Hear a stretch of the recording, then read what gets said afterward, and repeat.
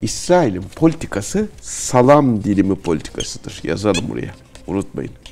Kıbrıs adası İsrail'in vaat edilmiş toprakları içerisindedir. Buralarda çok ciddi arazi alımları var. Teker teker elden çıkıyor. 25.000 dönüm arazinin 2021 yılı itibariyle satıldığını tespit ettik biz. Bu projenin adı Greek Jewish projesi. Yes Haber Merkezi'nden herkese merhabalar. Amiral Cihat Yaycı ile yine haritanın başında birlikteyiz. Amiral hoş geldiniz. Hoş bulduk. Her yayınlarda böyle bir Kıbrıs meselesini mutlaka ya altından geçiyoruz ya da ayrı bir Kıbrıs bölümünde çok yaptık ama yine bir Kıbrıs gündemiyle birlikteyiz. Bu sefer İsrail'in Kıbrıs'taki varlığı. Belki konuşulan, belki az konuşulan ya da konuşulması gereken bir mesele. Siz de böyle zaman zaman dikkat çekiyorsunuz ama İsrail Kıbrıs'ta mı? Bize Kıbrıs üzerinden mi yaklaşıyor? Bu cephe yeni bir cephe olabilir mi ileride? Çok tartışılacak bir konu olabilir mi?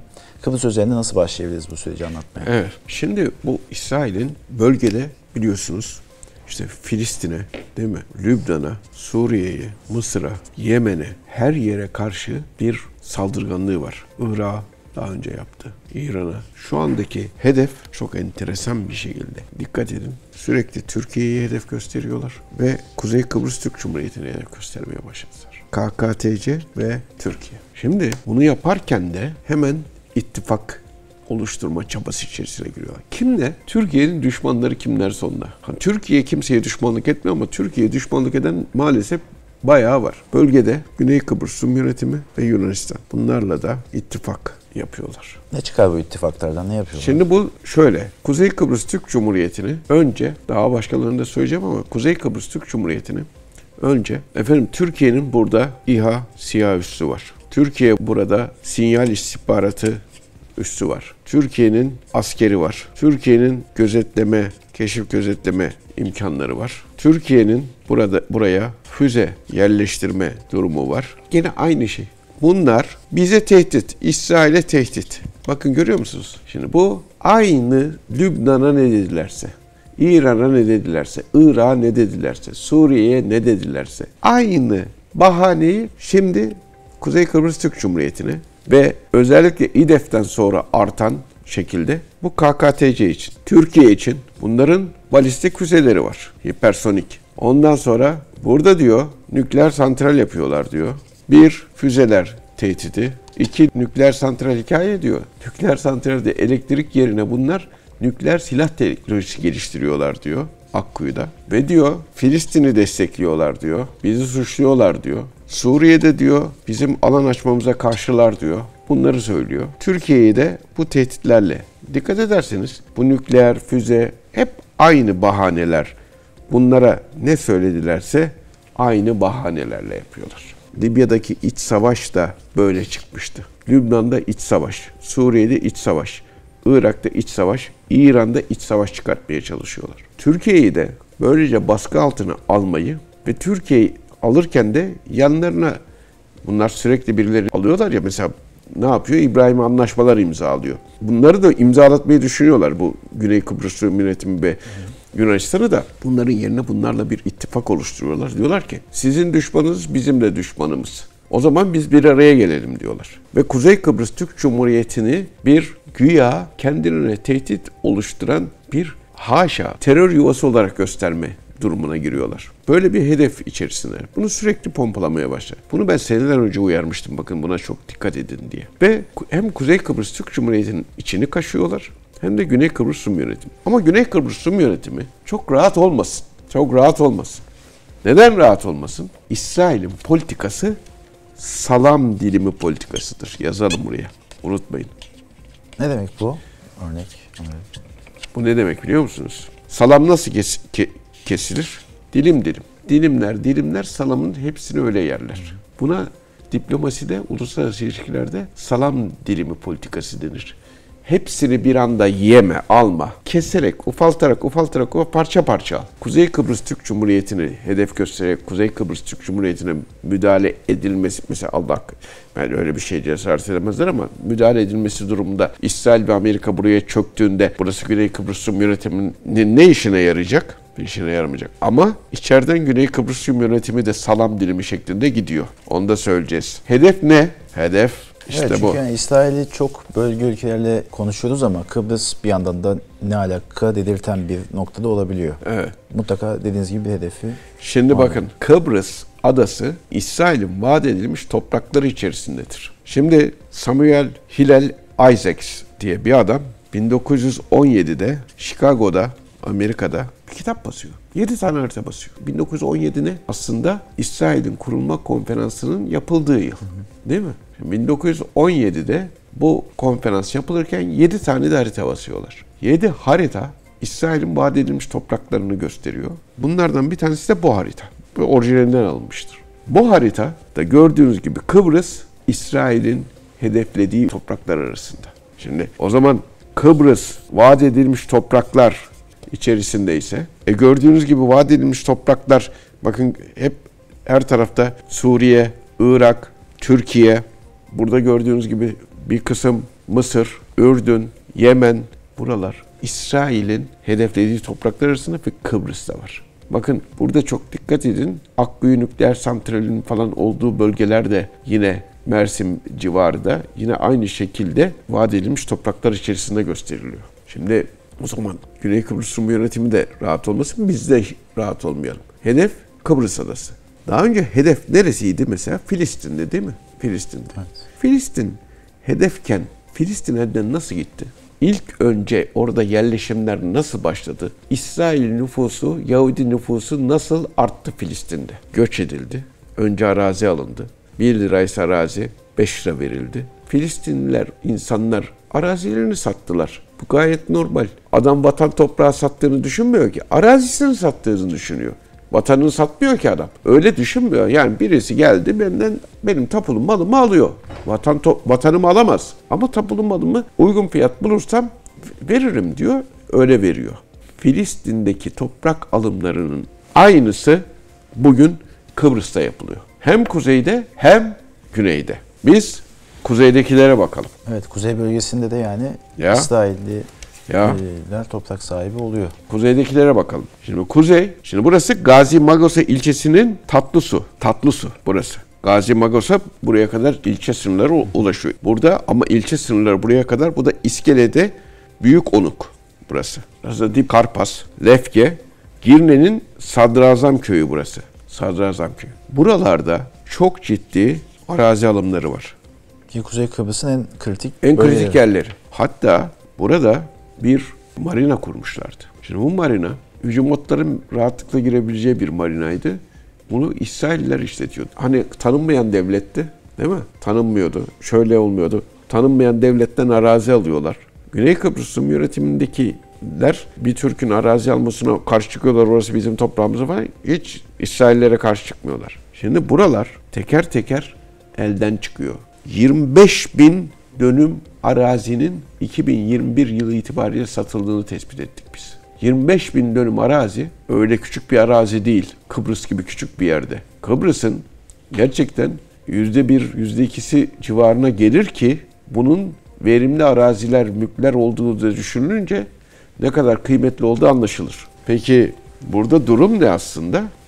Durum çok kritik. Şuradaki gördüğünüz morluklar var ya, morluklar. Bu bir proje. Şu an farklı bir harita görüyoruz. Kıbrıs'ın farklı bir dağılım haritası. Bu Kıbrıs adası tümden aldık şimdi. Tamam. Yani hiç kuzey yok, güney yok, Kıbrıs adası. Çünkü bu bir proje. Bu projenin adı Greek Jewish projesi. Bu araziler, şurada gördüğünüz şunlar, şu morlar, İsraillilerin, Türklerin yoğun olduğu, Türklerden almayı hedeflediği bölge. Şuralarda, buralarda Türkler yoğun diyor. Buraları diyor, biz Türkleri azaltmak için buralarda, bu çok eskiden beri çıkmış. Buralarda biz arazi alalım diyor. Yunan'la anlaşmışlar, Rum'la anlaşmışlar. Neden? Türkleri arazisini al gönder. Arazisiz kalsın Türkler. İşte bunun adı Greek Jewish Project. Yani rastgele alınan topraklardan bahsetmiyoruz. Rastgele alınan topraklardan değil. Bunların hepsi bu bir proje işte. Burası da Predominant Turkish yazıyor.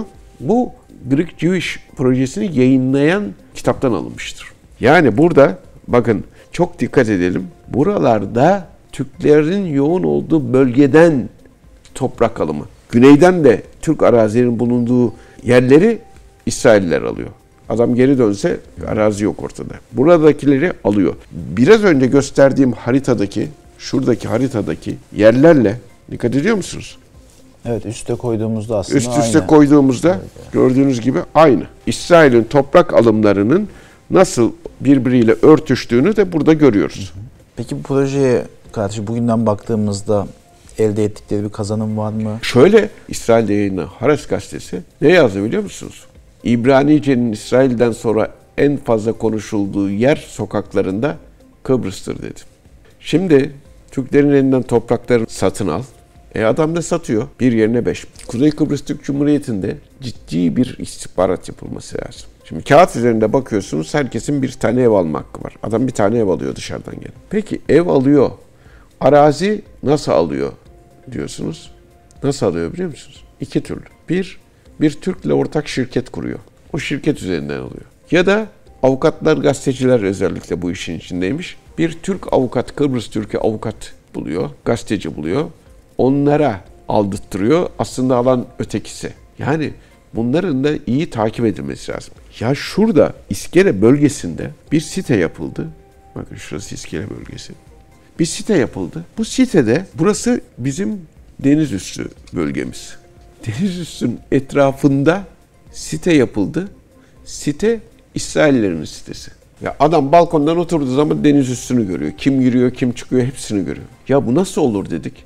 İşte oldu da bizim mevzuatta böyleydi bilmem ne. Bunun tek çaresi var. Bunun tek çaresi burada kamulaştırma yapılması. Yani en azından askeri üslerin yanındaki yerleri satmayın bari. Kamulaştırın. Orayı Kuzey Kıbrıs Türk Cumhuriyeti, Türkiye Cumhuriyeti'nde talebiyle kamulaştırsın.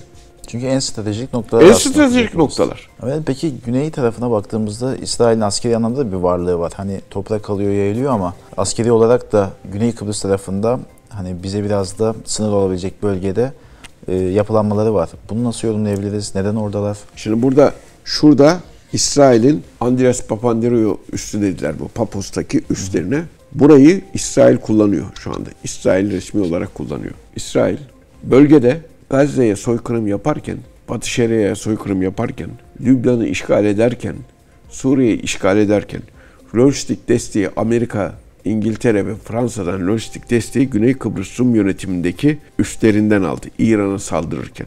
Ve buraya mesela İran onlara işte saldırdığında güya buradaki halk yatlarla Güney Kıbrıs Rum yönetimine kaçtı. Güney Kıbrıs Rum yönetimi ile İsrail arasında hem bir savunma işbirliği anlaşması var. Yunanistan'da dahil oldu. Hem de savunma işbirliği anlaşmasının yanı sıra Güney Kıbrıs Rum yönetimindeki üslerden faydalanıyor.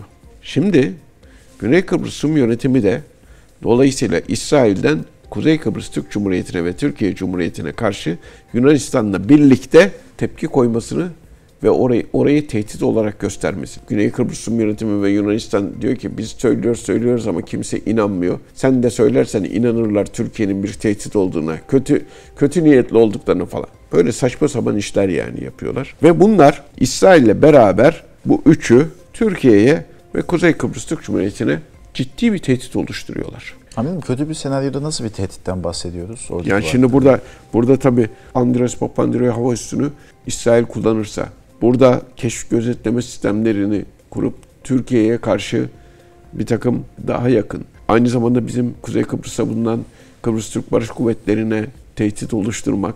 Biliyorsunuz İsrail hiçbir hukuk tanımayan bir devlettir. Sabotajlar, suikastler, şunları bunları yapabilir ve bununla birlikte her türlü yalanı, iftirayı atabilir ve Kuzey Kıbrıs Türk Cumhuriyeti'ni aynen buna getiriyorlar. Yemen gibi diyorlar. Bilmem Türkiye'yi, Türk donanmasını mesela Somali'de bulunmasını Husilerle eş tutuyorlar. Böyle enteresan bir şey. Ama hiç kimse merak etmesin. Türkiye ne Güney Kıbrıs Rum yönetimi gibi ne yediği belirsiz bir yönetimdir. Ne de Kuzey Kıbrıs Türk Cumhuriyeti, Güney Kıbrıs Rum yönetimi yanında küçük bir devlettir. Türkiye Cumhuriyeti ve Kuzey Kıbrıs Türk Cumhuriyeti birliktedir ve bunlar ne Lübnan'a benzerler, ne Suriye'ye benzerler, ne hiçbir şeyi olmayan gariban Filistinlere benzerler, ne Irak'a benzerler, ne İran'a benzerler, ne de başka bir şeye benzerler. Onun için Türk milletine Kıbrıs'ta olsun, Türkiye'de olsun böyle her baba yiğit yan gözle bakamaz. Onun için bunlar gürültü ama uyanık olmalıyız. Hiçbir şeyi göz ardı etmemeliyiz. Bunun için zaten tek başlarına bir şey yapamayacakları için Yunanistan, Güney Kıbrıs Rum yönetimi, İsrail bir araya geliyorlar. Ve bunlar aynı zamanda ABD, İngiltere ve Fransa ile anlaşma imzalıyorlar.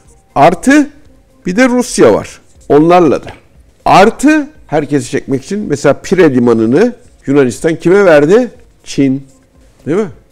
İsrail bile Çin'e liman veriyor. O nedenle çok uyanık olmalıyız. Kendimize güvenmeliyiz ve emin olun bizim savunma sanayimizde, bizim askeri birikimimizde, siyasi birikimimizde bunların hepsiyle baş etmeye yeter. Teşekkürler Sayın Ahmet. Ben teşekkür ederim.